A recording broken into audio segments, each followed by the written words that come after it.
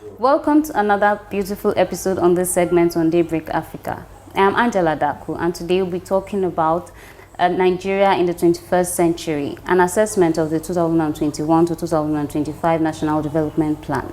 With me to discuss this topic today is the Vice Dean School of Degree Studies at DMA Federal University of Education, Ondo, a lecturer in the Department of Economics, in person of Dr. Rogers Akinshokeji. You're welcome to the program, sir. You're welcome. Yes, sir. Well, moving on to the business of the day, sir, I would like to ask you to introduce the topic, which is National Development Plan, and how it relates to the citizens in the country.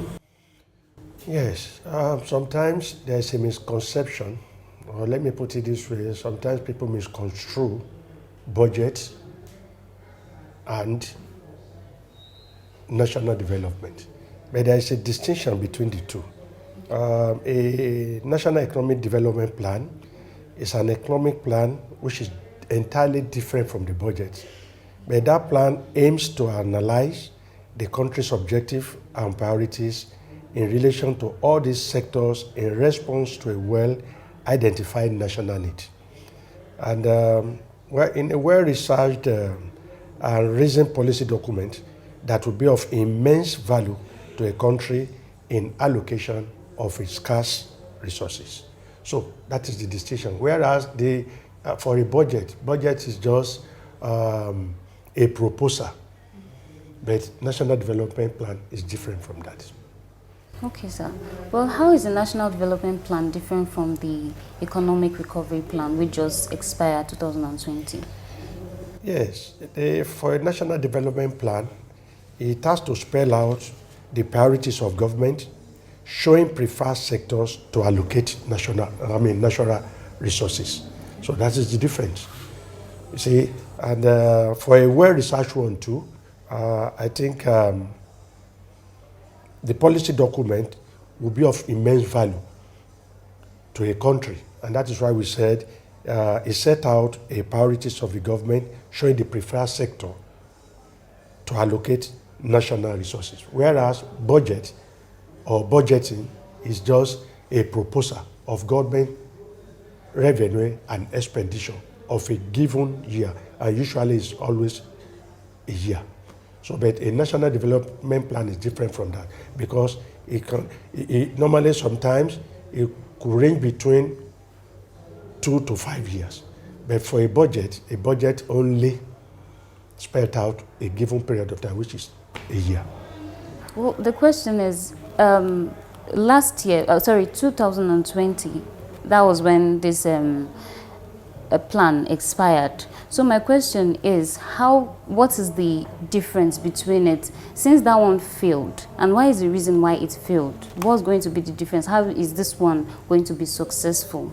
Well, as spelled out in the National Development Plan, it says, and I quote, that this plan is to make Nigeria a country that has unlocked its potential in all sectors of the economy for a sustainable, holistic, and inclusive national development. So if you look at this caption, it's far different from what we have in that of 2020 to 2022. But this one is all encompassing. And for it to work fine, it all depends on the operators. But as stated in that development plan, the aim, just the way I have put it out, it said, is to make Nigeria a country that has unlocked its potential in all sectors of the economy for a sustainable, holistic, and inclusive national development. So that's the difference between what we have earlier and what we are having now. But if the players could key in exactly into the objective as it is captured, well, it is our belief that there's going to be a difference from what we are having now to what we had earlier.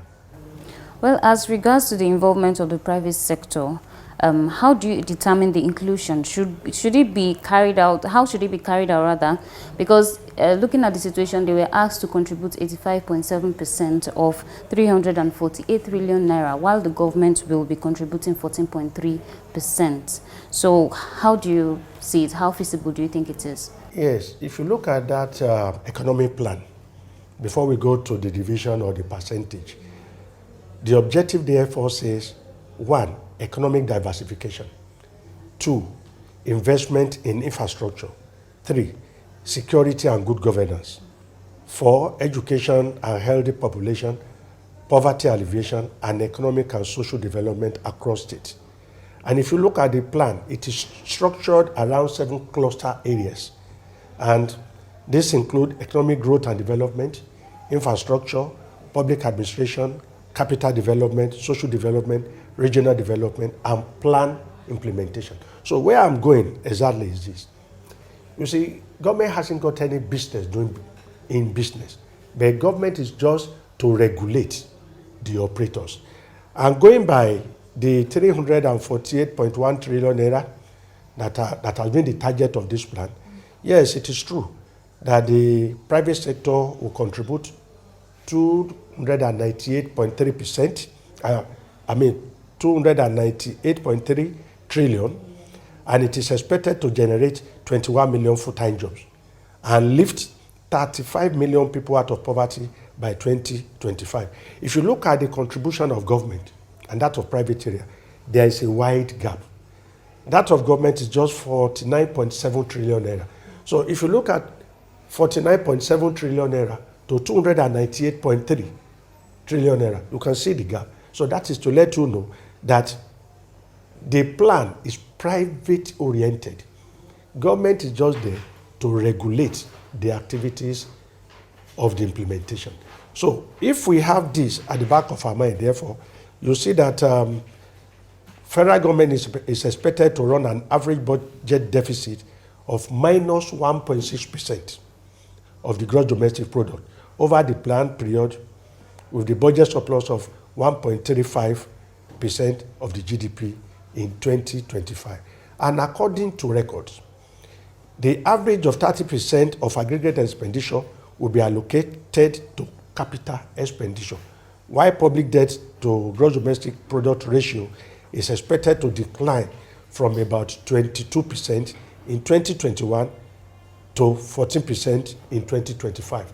So if we follow the implementation of that plan to the letter, you'll see that there's going to be a robust plan implementation at the end of the day by the time we get to 2025. However, the literature equally put it to us that the National Development Plan is projected that revenue to gross domestic product ratio will improve progressively from less than 8% in 2021 to about 15% in 2025. That is to say that federal government total revenue will be made up of 57% from independent and other sources, while only 10% is expected from oil and 33% from non-oil sources by 2025.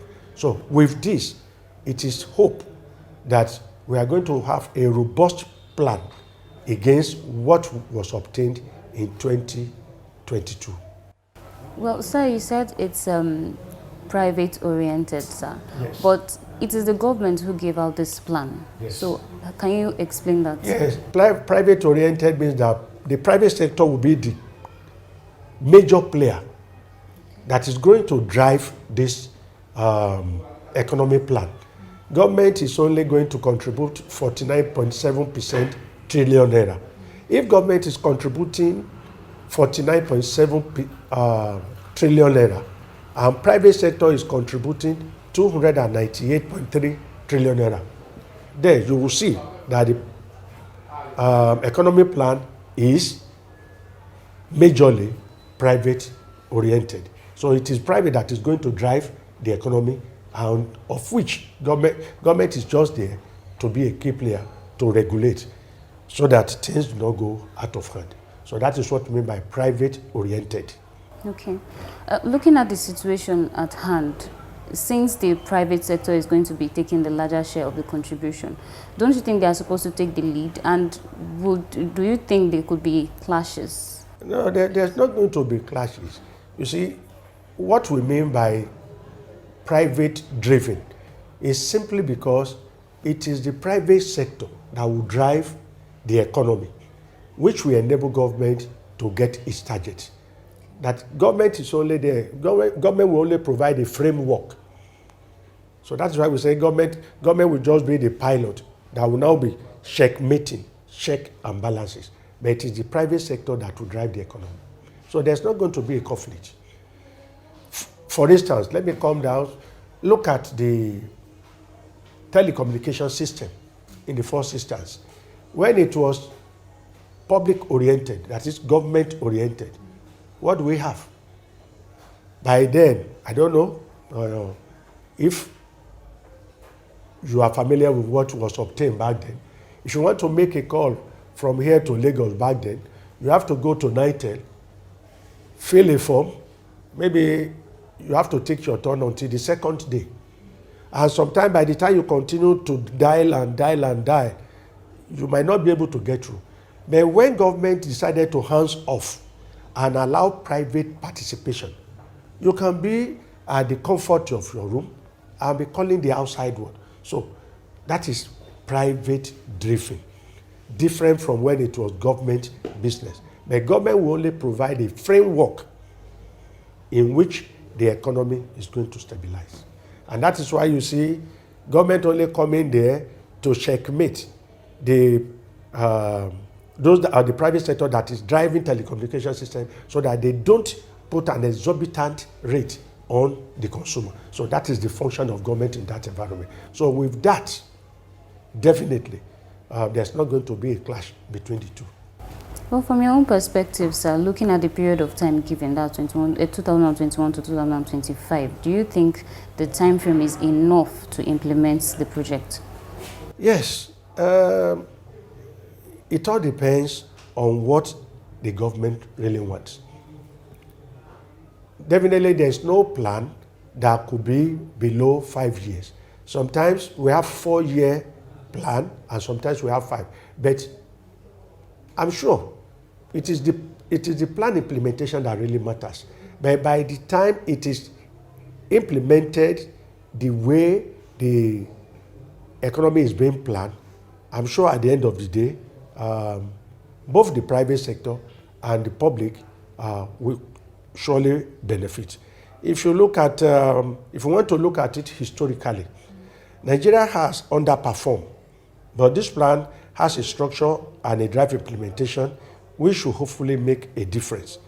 There are various challenges that led to the future of the earlier plan. And what are these? We look into inadequate data. We talked about corruption. We talked about lack of plan, discipline, flaws in implementation strategy, especially in the rural area. And we also look into the structural issues, which include unemployment, poverty, inadequate infrastructures, tariff and non-tariff barrier to trade, obstacle to investment, lack of confidence in currency valuation, and limited foreign exchange policies. If you look at all this, those are the ingredients that make former plan not feasible. In a situation where government will continue to play a key role, what do you get in return? I'm sorry, I've been making use of telecommunication industry. Formerly, all offices, government offices, has a line. But at the end of the day, what happened? Do they pay? They wouldn't. When they fail to pay, how would those in the telecommunication industry be able to increase their infrastructure of telecommunication? But now that is private driven. By the time you exhaust your airtime credit, nobody will tell you to go and pay. If you fail to pay, you won't be able to enjoy it again. So, and by the time you pay, the money goes back to the owner of those facilities. And that will help them to continue to maintain their infrastructure. To private-driven economy, you hardly see corruption. But when it comes to public or government-driven economy, what do we have? Corruption here and there. Most of the energy we consume now, maybe we call it electricity. Formerly, you discover that many parastatals will fail to pay. ministers, commissioners, they'll find it difficult to pay. And the NEPA back then will not be able to go to their house or houses to disconnect. But now, well, we could neither say it's public or private, but now we can say that where things are getting better because everybody pays what you consume. And that will enable the players in that sector to at least be able to maintain their infrastructure. So it is because of those identified challenges that we see in that of 2022 and taking a closer look on what we are having now in 2025. Definitely, it is our hope that if we play, if the plan is being implemented the way it has been structured, we hope that at the end of the day, we are going to have a robust economic plan implementation. Well, still in the area of the inclusiveness of the private sector into the economy, what are the frameworks required from the government to bring the private bodies into the sectors in the economy? Well, government is just to provide the enabling environment. When government provides the enabling environment, then the plan implementation will function positively. For instance, we take a closer look at insecurity.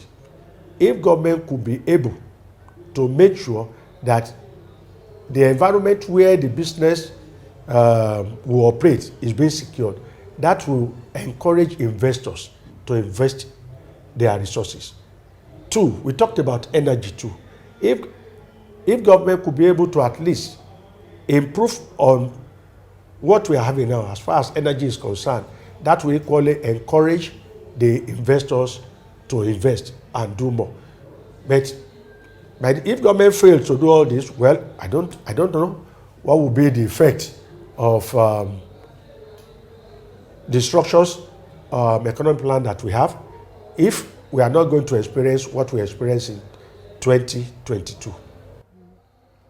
Well, now in Nigeria, Nigeria has been faced with so many problems ranging from economic standstill, political imbalance, poverty, insecurity, and so on. Do you see this to be factors to more like hindering the success of this plan?